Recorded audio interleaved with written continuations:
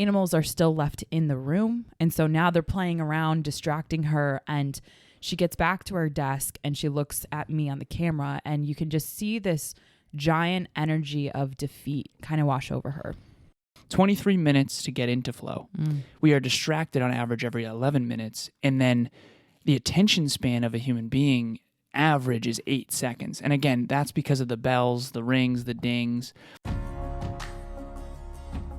Conscious couples, business partners, and singles committed to attracting their dream partner. Welcome to the Conscious Couples podcast, where we share our life, love story, and combined relationship expertise to help you create and consistently cultivate the most magnificent, intimate relationship possible. Never again will you feel hopeless and alone in your intimate relationship challenges. Having accumulated thousands of hours coaching conscious couples and individuals all over the world, as well as starting and growing a global business together, Alan and I are here to guide you in all things relationships. Thank you again for tuning into the one place where it's not about you or me, it's about the we. Conscious couples and individuals from all over the world, welcome back to the one and only Conscious Couples podcast. Today we have episode number 40, Relationship Challenges Working from Home. So obviously, in 2019, the tail end of 2019, a lot of the world changed and a lot of people started working from home when COVID-19 happened. And the challenges of working from home, there's less commute, obviously, but there's a lot of things that happen in your relationships when you're around each other. I know that during the beginning of COVID, a lot of relationships were very strained because they were so used to having so much time apart. Yeah. And so today we're going to talk a little bit about that. And as always, the Next Level Podcast Solutions, we want to give a shout out. Thank you so much for producing this podcast, YouTube, audio, all of the above. Thank you, thank you, thank you. We are now producing over 25 shows from all over the world, all in the self-improvement space to some extent, which is really, really cool. And shameless plug for my own company. Sweetheart, as always, what's your intention for My this episode? intention is to help our listeners be more effective at working from home and doing so in a way that can actually help your relationship grow together instead of apart. Because like you had mentioned, obviously with the shift of the pandemic, a lot of us were forced indoors. And as a result, it put a different kind of a strain on the relationships. And what that did was put everyone underneath one household at all times for the large majority. And here we are, everyone can relate to this, trying to figure out what corner of the house, what wall do we put our camera up against? Like all of us had to get new equipment, try to figure out what are the best headphones, how can I reduce the background noise of the kids, the dogs, the birds, all of these chaotic things that happen when you shove a ton of people in a small space throughout the entire day. So I hope that our listeners can glean a little bit of a golden nugget from this episode and not only can feel heard, but can take one additional step to help grow their relationship while they work from home. So with this, I want to share when I was on a coaching call recently with one of my clients.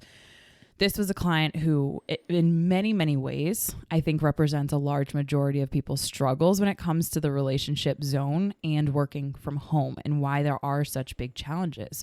Because when I was on a coaching call with her, she typically is very focused, very respectful of our time. She pulls up her chair up against the wall so that she can make sure she's facing the wall so that there's no distractions. When she's coaching with me, she wants to be all hands in, full-blown attention dedicated to her personal growth. And in this metaphor, in this story, think about this is her work as well. So Yeah. she's coaching with Emilia, but essentially that's a lot like working from home. You need to focus. Absolutely. And this work that we're doing, it ripples into every aspect of her life. And so talk about trying to pull one of the biggest leverage points in your life. You need focus.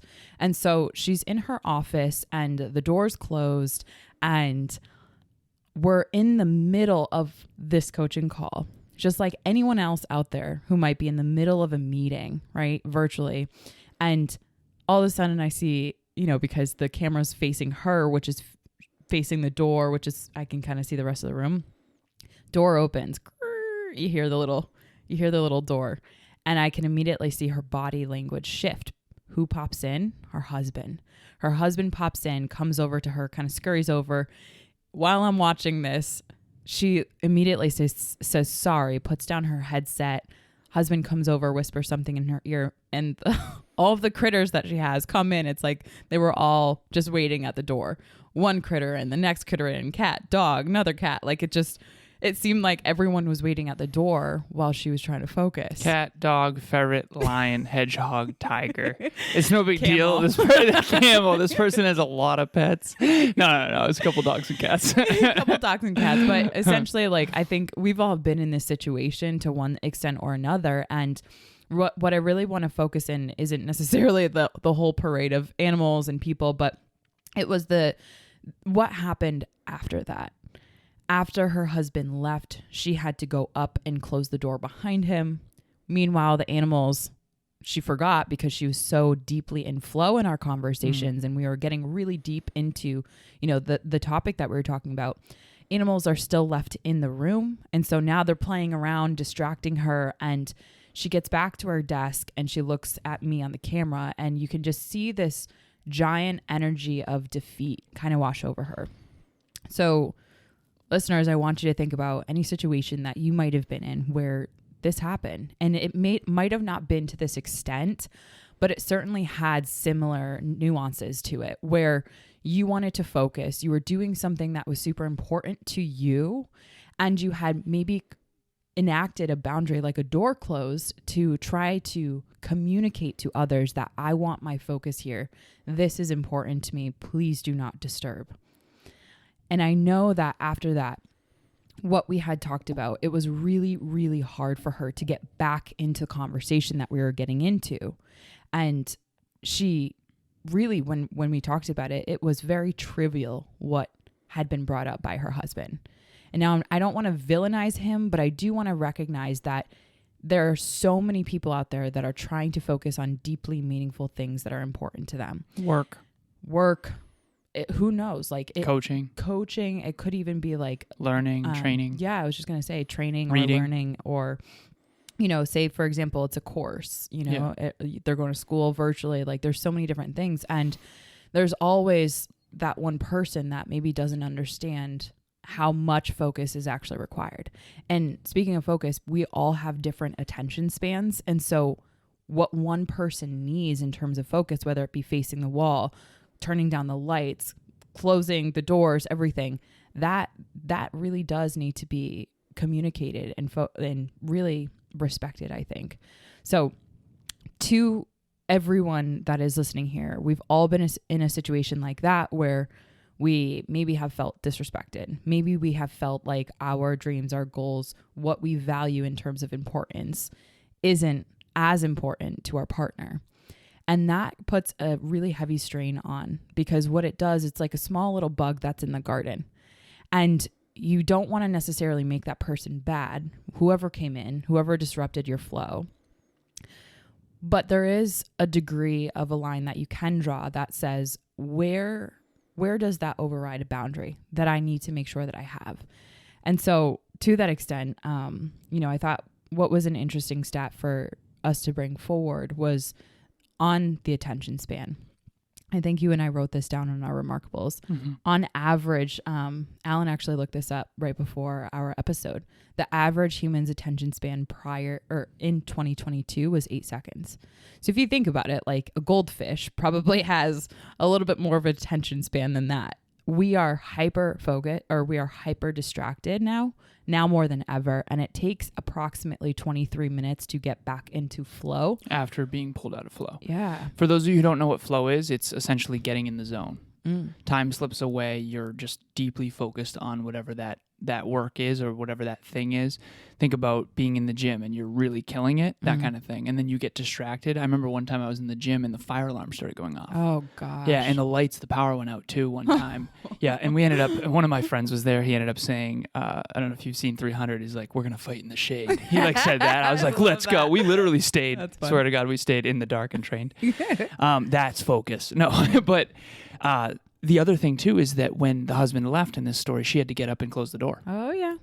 and get the dogs and cats and giraffes out of there. Literally, like after the call, she was like, she like had different distraction moments where the cat and the dog were like duking it out. And she's like, I'm so sorry. Like she could not go back into focus. Yeah. There was no flow after that. We literally couldn't.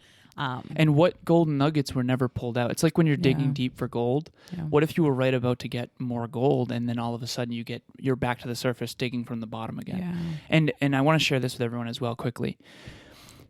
In, let's say, this half-hour episode, in this case, it's 15 minutes. 80% of the results tend to come in the last 20% of the journey. And so for my podcast, Next Level University, we've had more listens in the last year than the previous 4 years combined. And so with a coaching call, a lot of the gold is at the end if you can stay in flow. If you can stay in flow. So this is what I had written down. So 23 minutes to get into flow. We are distracted on average every 11 minutes, and then the attention span of a human being average is 8 seconds. And again, that's because of the bells, the rings, the dings. I was on the phone with a client recently, and I said, phone hygiene, calendar hygiene, email hygiene are some of the things that I teach. And we're going through this list, right? And I said, I have my clients actually, and yes, it's hardcore, I have them screenshot their phone screens, and I screenshot mine, and we send them in WhatsApp, and then I live screen and I share mine versus theirs. They have notifications for days. Have you ever seen someone who has those like banner ads coming down? Oh yeah. Not banner ads, but like someone texts you and there's a banner that comes up with the message. Oh my God, worst idea ever. Like that needs to go immediately, right? Because now it's like, okay, whatever you were doing, like think about this. Picture 50 years ago. There's only a phone. There's no like internet. There's no distractions. Like you can actually focus on something. Now imagine 50 years ago, you're at home, you're having dinner with your family, and your neighbors are like knocking on your door. Your neighbors are knocking on the window. Someone's coming in through the basement window. There's like a fire alarm going off in the background, cutting a hole in the roof, dropping down. That's what these digital devices are like. And you'll never hear my phone bing, ring, ding, nothing vibrate. It won't happen. There's only 4 humans in the world that can get a hold of me right now. You're one of them, sweetie. And I'm with you, so we're good. And the other 3 know that they're off the list if they call me. I'm joking. No, but the serious point, and if you have kids, obviously you need to like put them on emergency bypass. And so the point of this episode, though, is boundaries working from home. Emilia and I have these house rules that I wanted to share with everybody because I want to show them that we're leading by example. And so what a house rule really is, it's kind of like that joke with Pirates of the Caribbean of they're more like guidelines than actual rules, but we decided in advance that these are what we believe to be best for us. Think of boundaries as the train tracks that help you stay on the rails. Now, sometimes you're going to go off the rails. It's how quickly and how much better can you get back on. Bonnie here. I just wanted to share my experience with group coaching and some of the things that I got out of it. So going into group coaching, I was not tracking any habits at all. And I had sort of jumped on board habit tracking here and there, knowing it was a good idea, but not sort of ever succeeding with it. And so now some of them have become habits. I'm happy to say I wake up, I have a glass of water without even thinking about it anymore. So now I think it's probably time to gear up and like increase my water intake or change the water one a little bit, something like that. And so I highly encourage people to jump into group coaching. There's so much information that you will get out of it. I recommend bringing a notebook to all of the sessions and taking lots of notes, asking lots of questions, and rewatching the videos because it is the video coaching part is just packed with information. I also really recommend that you check in with your accountability buddy and sort of lift each other up throughout the experience because there's lots of momentum, it's really exciting, and then it gets hard. And so stick with it and carry on, and your life will be better for it. Okay, take care. All right, so we created these house rules together where essentially these are the train tracks toward our dreams. This is what we value most. These are our goals and our aspirations. And so number 1 is bed by 11 p.m. We do 11 to 7. Sometimes it's 10 to 6. Sometimes it's 12 to 8. Sometimes we wiggle around these, but these are the general guidelines. Number 2, we work, our work stays between 10 a.m. and 8 p.m. So typically at 8 p.m., not always, but most of the time, we shut down and we come down for fitness, food, and family. Number 3, service shut-off time is 8 p.m. In other words, we are no longer going to be on our phones or doing podcasts past 8 p.m., that kind of thing. So service shut off. In other words, the first third of my day is for me, and I know that you've adopted this as well. The first third of our day is for me. The second third is for service. The third third is really for the we. Number 4, there's a 2-to-1 ratio for sacred nights versus movie nights. So in the past, a lot of times we watched the whole Harry Potter series, and it was just a little bit too much because we ended up, first it was a half an hour, then it was a 45 minutes a night, then eventually it was an hour, then eventually it's like a whole movie, and then you get to bed late, that whole thing. Number 5, no front-facing work or promises to others on Sundays, which we are currently breaking because it is Sunday right now, but we had a long week, and I'm traveling next week, so we have to do 2 episodes today. And then we have 6 is Tucker and Tariel, so we have a new kitten, Tariel, are in the crates upstairs during the night. So our cat is crate trained, just like Tucker, and we take them to bed, and it's wonderful because we get much better sleep that way. Yeah. 7, dishes always in the dishwasher, so instead of leaving them dirty in the sink. And then 8, and again, these are guidelines, we're not perfect. Number 8, permission question check-in every Sunday. I wrote that one recently, which the permission question we already did an episode on in the past, but essentially what it is there anything about me, my character, or our relationship that's been bothering you lately that you wish didn't, but it still actually does? And that's a question. It's essentially a check-in. So again, you don't have to adopt our rules. Our rules are pretty intense, and they're very strict train tracks. And while we stray from them, we always get back on quicker and better each time. Not every relationship is going to have that kind of boundaries or that kind of train tracks. And that, quite frankly, is what's required of Emilia and I for us to achieve our dreams and goals. Yeah. And our goals are, I often say this in my coaching, if you want to be an Olympic athlete, gold medalist, you don't have any wiggle room. Yeah. You have no wiggle room. You have to have train tracks that are very strict. If you want to achieve a little more, you don't have to be as strict. So you don't have to adopt Emilia and I's rules, but we want to offer a compelling solution to this issue, which is have that conversation with your partner.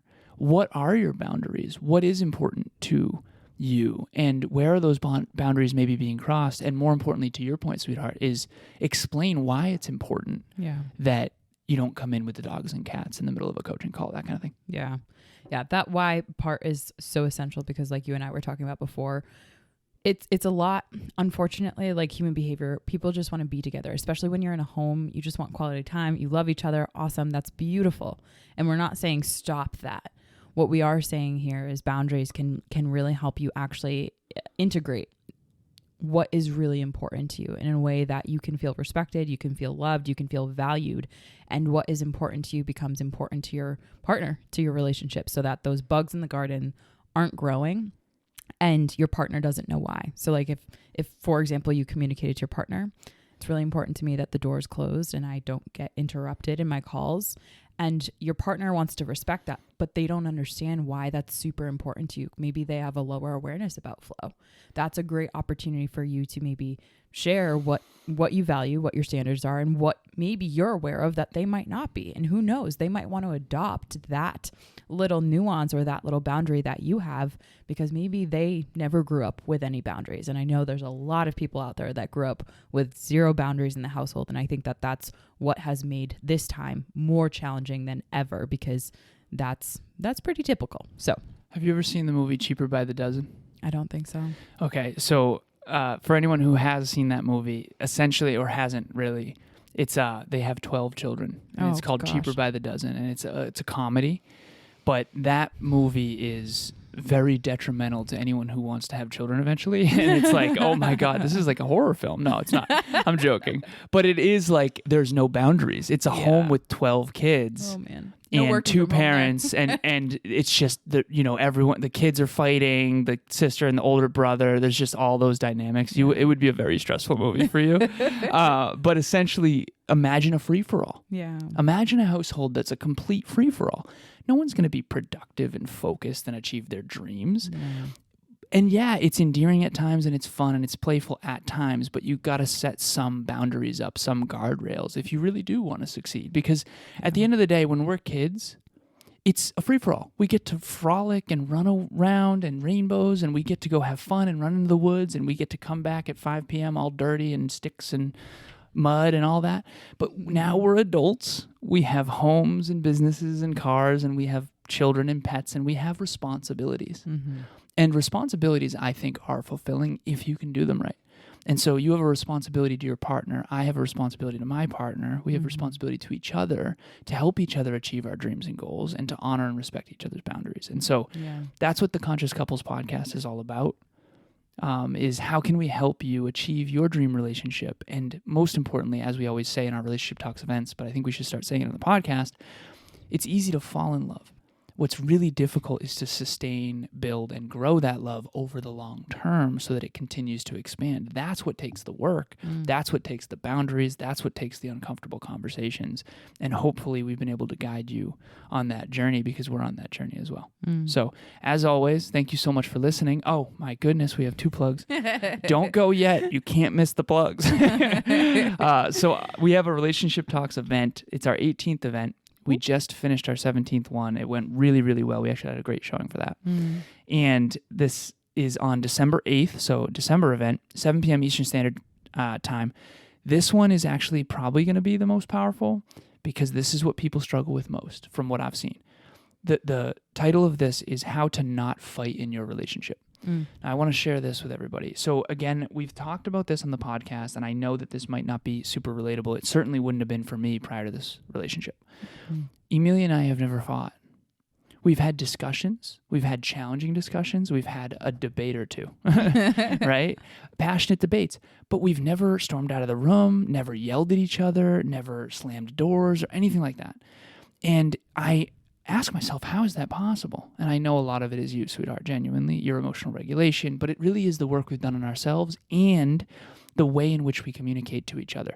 And so this event is going to help you learn how to actually have a relationship. Can you imagine how bright your future would be with your partner if there was no fighting? Now, it doesn't mean you're not going to have disagreements. It doesn't mean you're not going to have challenging moments, but imagine without any of the yelling or any of the screaming or any of the storming out or any of that stuff. I grew up in an environment where my stepdad and my mom, they did that a lot, and it was really detrimental. And I've fought with past partners before, but I've never fought with Emilia, and it's what I'm most proud of, genuinely. Of all the things I've accomplished in my life, I think I'm most proud of that because for me, that's a really big thing. And I know that it wouldn't have been possible without you, quite frankly, because you've helped me whenever I got emotionally triggered. But we're going to help you. Just imagine how good your relationship could be if you could finally not fight, but actually have mature, intellectual conversations that are vulnerable and truthful with humility. And we're going to help you get closer and closer and closer to that level at that event. So I think this will be hopefully the one that has the highest attendance and will be the most deeply meaningful for people who really do have so much love for their partner, but they do fight. And it's not good. We call it cutting strings. And yeah, sometimes you can weave those strings together to make, to your analogy, a stronger rope, but not always. Sometimes you cut strings and they don't ever get repaired. And that's just really sad because love is, I think, the most important thing in the world, and it needs to be cherished and valued and honored by, and fighting is just not good for anybody. Honestly, nobody wins when you fight, even though you're trying to win an argument, which is the problem, right? And we're going to talk about that. So yeah, and if this episode resonated with you or anything that we've talked about, if you want a completely non-judgmental, safe space to talk about relationships, Alan and I make sure that we dedicate 30 minutes on our calendar every single Saturday for our community specifically. So half hour, we'll literally sit down with you, and if you want to bring your partner and talk about some of these things, and if you want to just get 1% better in your relationship, it's completely free, private, not recorded, and it's a virtual Zoom call. So please book that link. It's on the calendar, or it's on the show notes right there in the show notes. And we would love to meet you. We have met some incredible members of our communities. And after those calls, it's like, we always hear the like, oh my God, like, thank you. Like, no one ever talks about this stuff.